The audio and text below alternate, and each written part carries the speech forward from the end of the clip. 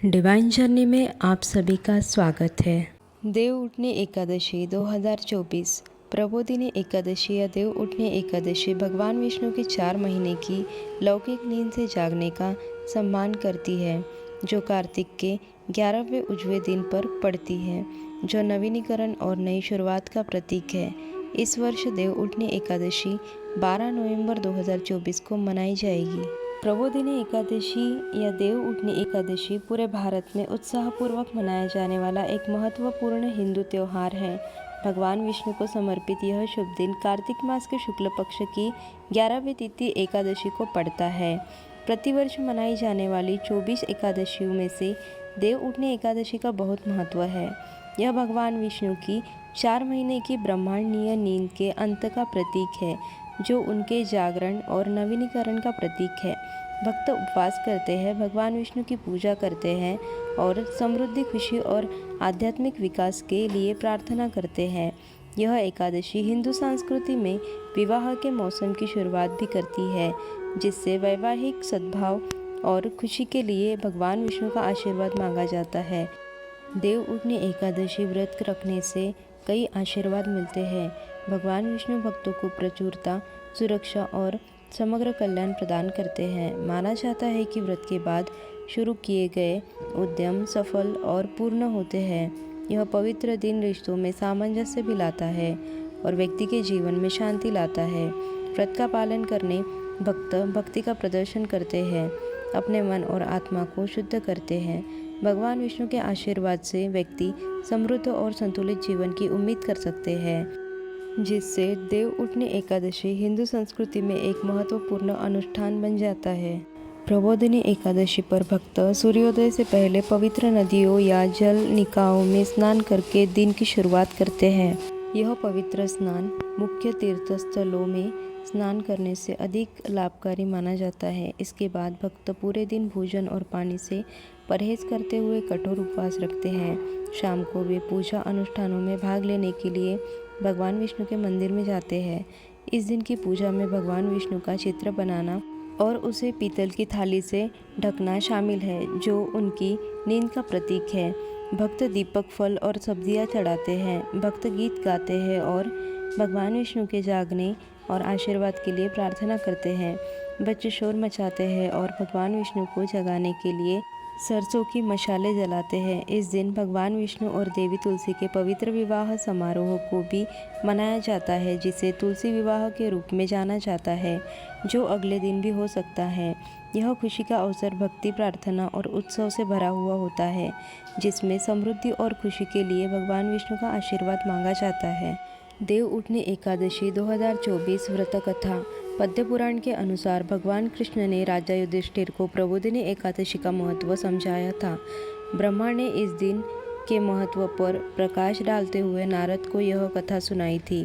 कार्तिक मास के शुक्ल पक्ष में पड़ने वाली प्रबोधिनी एकादशी भगवान विष्णु के ब्रह्मांडीय निद्रा को जागने का प्रतीक कहा गया है।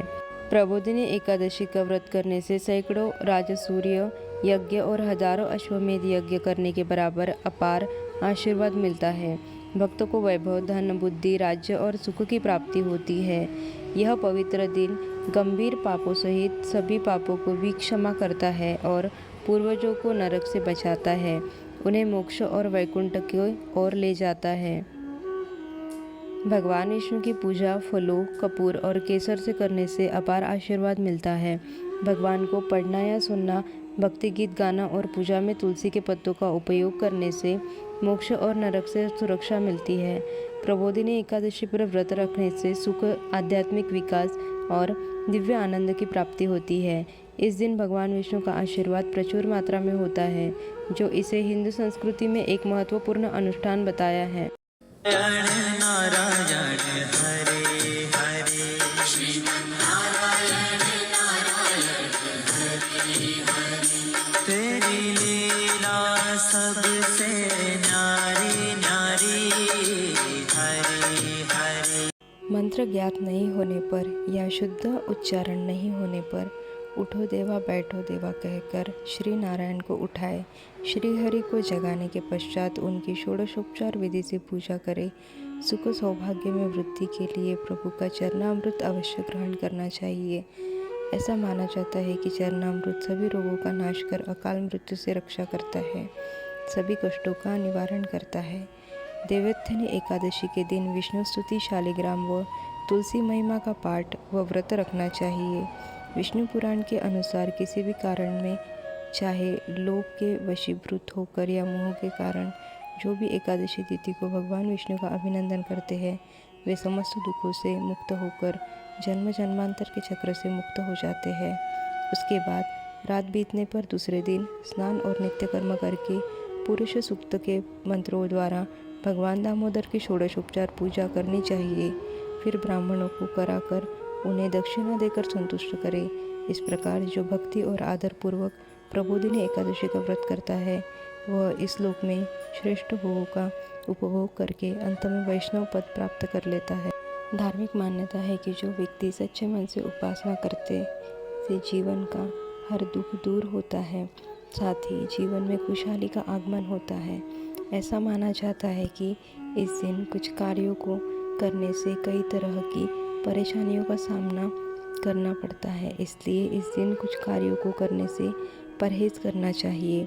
आइए जानते हैं कि देव उठनी एकादशी के दिन क्या करें और क्या न करें।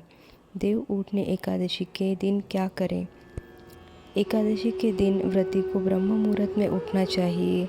जल्दी उठकर मन से भगवान विष्णु, माँ लक्ष्मी और तुलसी की पूजा करनी चाहिए। देव उठनी एकादशी के व्रत को विधिपूर्वक रखना चाहिए। व्रत का पारण द्वादशी तिथि में करना चाहिए। एकादशी व्रत पारण के बाद मंदिर या गरीबों में अन्न, धन और कपड़ों का दान करें। भगवान विष्णु को फल और मिठाई का भोग लगाएं।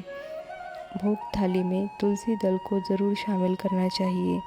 ऐसी मान्यता है कि बिना तुलसी के पत्ते के श्रीहरि भोग स्वीकार नहीं करते हैं। सुबह की पूजा अर्चना करने के बाद दिन में नहीं सोना चाहिए। देव उठनी एकादशी के दिन कीर्तन करना चाहिए। देव उठनी एकादशी के दिन क्या न करें? एकादशी के दिन तामसिक चीज़ों का सेवन न करें। इस दिन किसी से अभद्र भाषा का इस्तेमाल न करें। इस दिन चावल भूलकर भी नहीं खाने चाहिए। इस दिन तुलसी के पत्ते को न तोड़ें, क्योंकि माँ तुलसी एकादशी व्रत रखती है। एकादशी व्रत के दौरान तुलसी के पत्ते तोड़ने से व्रत खंडित हो जाता है। एकादशी के दिन घर में किसी से भी वाद विवाद न करें। इसके अलावा धन की बर्बादी न करने से बचें। इस दिन बड़े बुजुर्गों और महिलाओं का अपमान न करें। देव उठनी एकादशी के दिन घर को गंदा न रखें। कहते हैं कि माँ लक्ष्मी का वास साफ सफाई वाली जगह पर होता है। आशा करते हैं वीडियो आपको पसंद आया होगा। वीडियो को लाइक, शेयर और सब्सक्राइब करके कमेंट ज़रूर करिएगा।